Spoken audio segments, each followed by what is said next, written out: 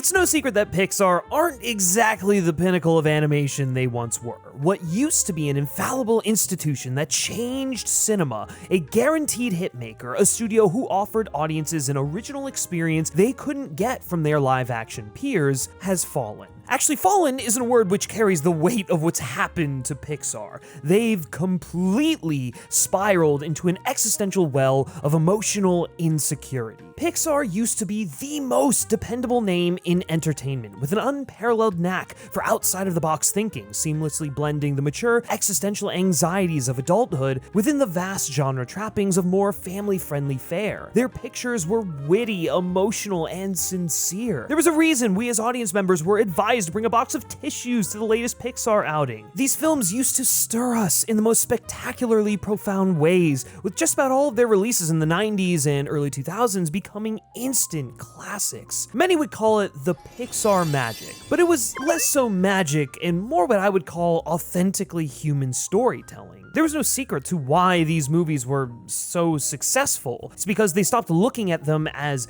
animated movies and simply made movies with the most emotionally compelling ideas they could come up with. It's therefore fitting that the film they were banking on most to pull them out of the pit of despair was Inside Out 2, a film whose core mission statement is breaking down our complex human emotions to such a palatable level that a child can understand theirs and allow us as adults to hold a firmer grasp on ours. It's a film, like its predecessor, about how we operate or respond to the stresses and changes in our lives around us. It's a sequel about the emotional turbulence and growing pains of adolescence and what happens when anxiety, envy, and embarrassment take a seat at the table and slowly take over the controls. A sequel that theoretically so perfectly captures the current state of Pixar's identity crisis and should serve as the necessary catharsis to get them back on track, especially when delivered through their proven franchise vehicle for emotional interrogation. And while many, I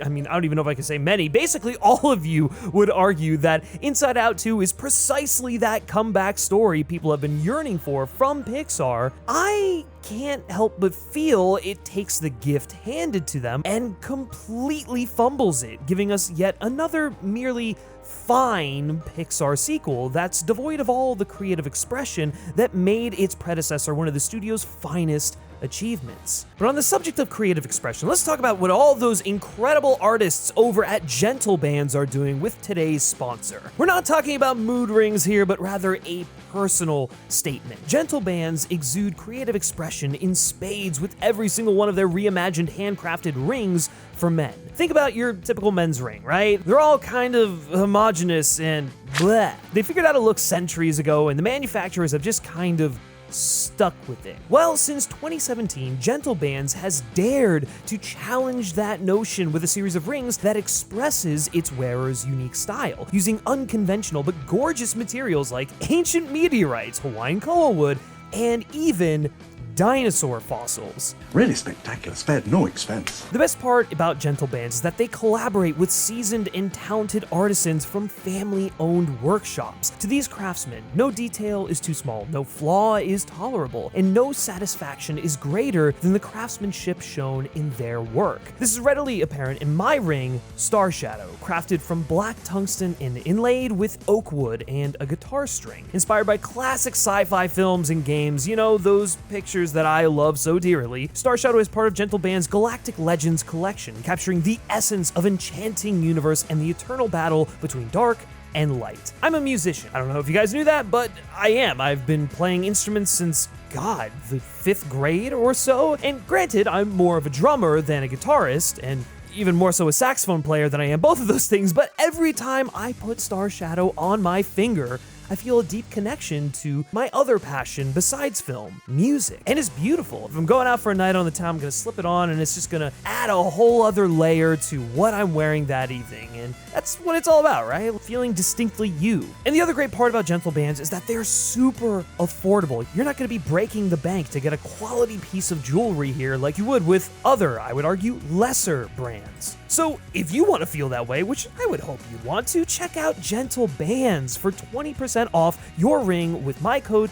FilmSpeak or at the link in the description, and enjoy Gentle Bands' free engraving service with your ring. That's 20% off your ring with my code FilmSpeak at Gentle Bands. Go get a nice piece of jewelry and treat yourself in a way that speaks to who you are. And thank you so much to Gentle Bands for sponsoring this video. Let me get something out of the way first. I was never really on board with the idea of an Inside Out 2 to begin with. I know, insane, right? I didn't want to see it. It felt like it would be draining the well, milking the cow for everything that it's got, whatever these f***ing analogies are that I'm fumbling. The first film was so monumentally special and captured growing up, loss of innocence, and depression in such a profound way. Yes, it establishes shorthand for kids to acknowledge and reflect on their own emotions, but it's that rare kids film, the kind Pixar used to make so well, that speaks to you as you get older, offering new life lessons and affording you more introspection than you previously thought. Inside Out really challenges your perception of your emotions, your ego, your identity, your sense of self. And while I saw a way for a sequel to work, especially through exploring the emotions that come to prominence during puberty, I wasn't sure if they were creatively up to the challenge of throwing out the playbook and rewriting it to match Riley's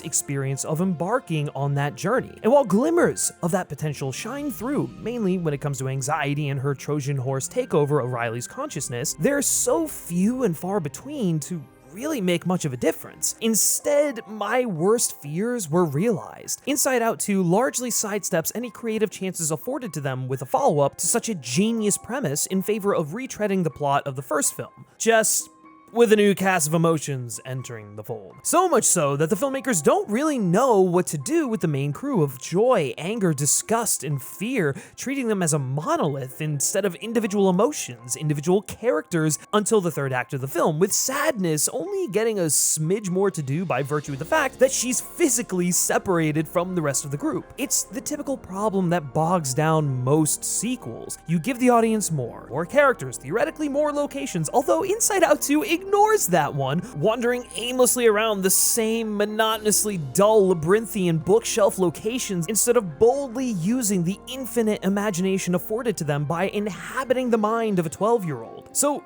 actually, it's even less interesting than most sequels in that regard. Riley's mind is depicted as a barren wasteland of vague structures, corporate boardrooms, and cubicles. Ew! I understand the point of Inside Out 2 is supposed to represent a hostile takeover of anxiety at the expense of all else, but was that the best you got? Like, really? The wastelands of Mad Max are more interesting and vibrant than this. If Inside Out as a franchise is supposed to give life to the limitless potential of the human mind, you'd think the approach would be to dream a little bigger, but I digress. The real sequelitis of this whole thing is that by introducing new emotions such as anxiety, envy, embarrassment, ennui, even nostalgia for a fleeting moment, the film constructs fun-looking characters that will make for great toys to sell, but essentially replaces the old ones, relegating them to a fetch quest that robs them of most, if not all, of their agency for the entire film. Sure, I understand that's kind of the point of the film, that we can lose grasp on our emotions in life, but that doesn't mean the movie should have lost control of these ones. If the idea is that by going through puberty, Riley's emotions are overtaken by unstoppable new ones, perhaps that should have manifested itself within the existing characters. The first film establishes core emotions that not only act as the driving force for our neurosis, but by the end of that first film, it acknowledges that we are not dictated by merely one single emotional force at a time. In fact, growing up is maturing past that and learning to acknowledge the plethora of emotional combinations that allow you to function as a human being. Any number of combinations of joy, sadness, anger, fear, disgust is healthy. Inside Out 2 is primed to continue exploring this concept as Riley enters adolescence. Just as Riley undergoes a monumental change and an added emotional complexity, so too should the emotions inside Riley's head. Characters like Joy should change and modulate to match Riley's own journey and be forced to confront obstacles within themselves. So, if the massive force Riley is faced with is anxiety, it should develop as an offshoot of one or more of the characters brought brought on by puberty. This would have worked better, in my opinion, if the new emotions were instead entities that formed as, say, concoctions of two or more of the main characters. Like, say, if anxiety formed from joy and anger and fear shedding some part of themselves. By doing something along those lines, the filmmakers would have been able to explore the changes Riley is going through as a microcosm while evolving the emotions as actual characters, giving them some agency and something to do. The problem is the film doesn't treat the emotions like characters, it treats them as emotions, and so the filmmakers are able to skirt around a lack of character depth by saying, oh, that's the whole point of the metaphor, and I just think that's incredibly lazy. That's not to say that Joy is completely devoid of any compelling character beats. In fact, she might be the only returning character who's given any depth at all. Like the first film, the third act poses some relatable and real revelations about the melancholy of maturity, accepting all parts of ourselves, the good, the bad, and the ugly, and keeping our hands on the control instead of allowing our emotions to control us. But it's almost too little too late for me. Not only that, but these are ideas already present in that first film, and I'm sadly not afforded any new insight or expansion on that here, only a deep recession. In turn, I wasn't captivated the same way. The few moments that even remotely held weight felt like shallow imitations of story beats from the original. I was really hoping more of Inside Out 2's resolution would carry the same weight as Joy's I don't know how to stop anxiety. Maybe that's what happens when you grow up. You feel less joy line, but that truly feels like the emotional peak slotted in at the end of Act 2 or the beginning of Act 3 before the narrative plateaus. And that's a great line. It's a great realization that I wish the film explored a bit more, that I wish wasn't the only piece of character development and revelation that came to light for these emotions. Like, that was incredible. Explore that a bit more. Explore that melancholy. That's beautiful. And it's something that the adults in the auditorium are really going to take to heart. This is a big reason why I wasn't moved nearly as much as I was with the first film. There's such a strong sense of Pixar going through the motions with Inside Out 2. So much so that you don't get an opportunity to settle into the film the same way you beautifully got to with the first film. It just immediately throws itself at you. And this isn't necessarily a bad thing. It makes for a breakneck, breezy watch, and I do like when sequels kind of cut to the chase a bit more because you already have a sense of what's going on, but it also results in something that feels hollow, like one of those direct-to-DVD sequels of the aughts. Not nearly as dire of a product, but cut from the same cloth. Thankfully, the wit and humor of the original is mostly maintained. I mean, shout out to the sarcasm, because that was that one got me. And despite wishing the new emotions were complexities found within existing ones, the film does offer a fun enough dynamic, a mix-up of untamed adolescent emotions driving a wrecking ball into the existing infrastructure of Riley's mind, with Maya Hawke's anxiety being that primary force and an effective standout. Pitch perfect casting and anxiety as a character is very well realized. Now, should that wrecking ball have completely upended the proceedings? Absolutely. For as turbulent a time as puberty is, I never felt like the decisions, the world building, and overall creativity matched the energy of adolescence. I wasn't wowed by the expansion of the world in Riley's head or left with the same emotional gut punch as I was when Bing Bong said, "Take her to the moon for me, okay?" Even though the concepts of insecurity, panic attacks, identity, and repression should be just as poignant and powerful, if not more so. In a word, Inside Out 2 is safe.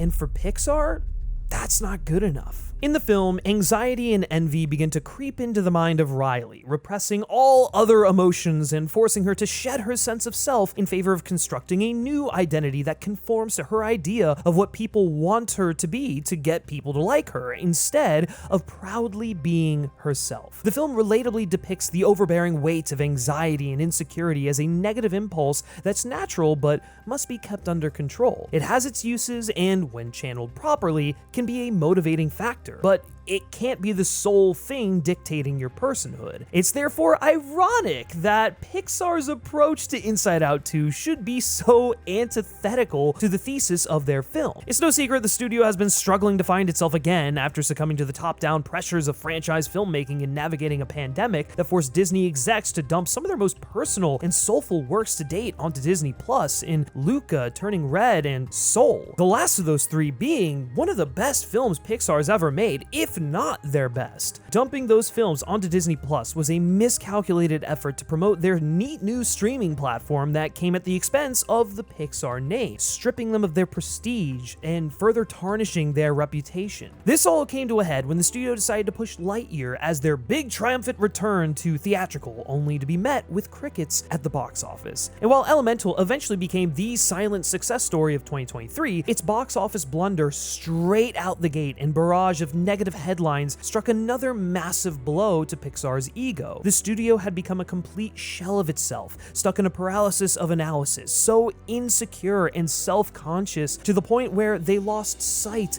of the boldness and unbound creativity that made them such a powerhouse in not just animation, but in entertainment to begin with. Even their sequels took swings and evolved the characters we know and love in interesting new ways. Now, the directive is solely about tossing out the old image and forging a new one centered around what they think audiences like about Pixar. It's a move so spineless, so disheartening and sad, lacking in confidence and vision that it only amplifies the shortcomings of Inside Out 2 and exposes the film for what it is. An anxiety-induced crisis similar to Riley's that they wind up creating something so safe that checks all the boxes of a Pixar sequel, a Pixar film, as a means to get people to like them at the expense of their sense of self. Look, it's only natural for studios to go through growing pains. Look at Disney Animation. They had to drudge through an absolute dizzying existential crisis before rediscovering themselves during the Disney Renaissance. While it looked like Pixar's reign at the top of the animation food chain would never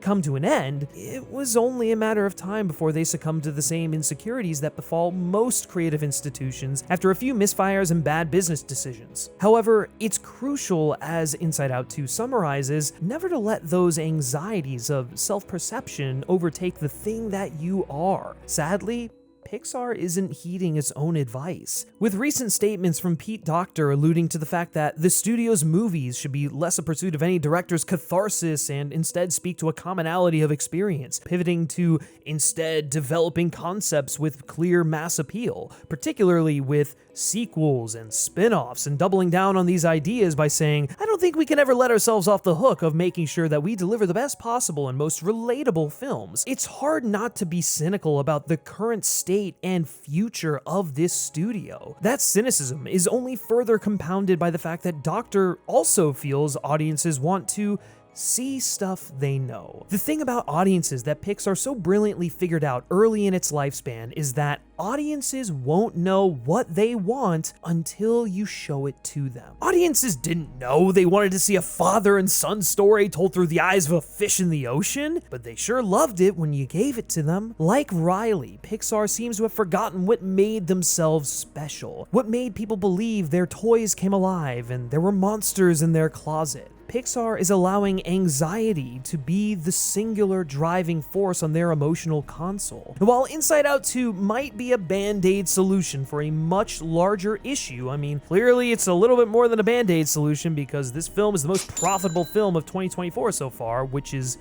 wild to me. Regardless, eventually, that anxiety is going to build to something much more explosive, much more catastrophic. Here's hoping Pixar takes a good look inward and remembers why we fell in love with them in the first place before it's too late.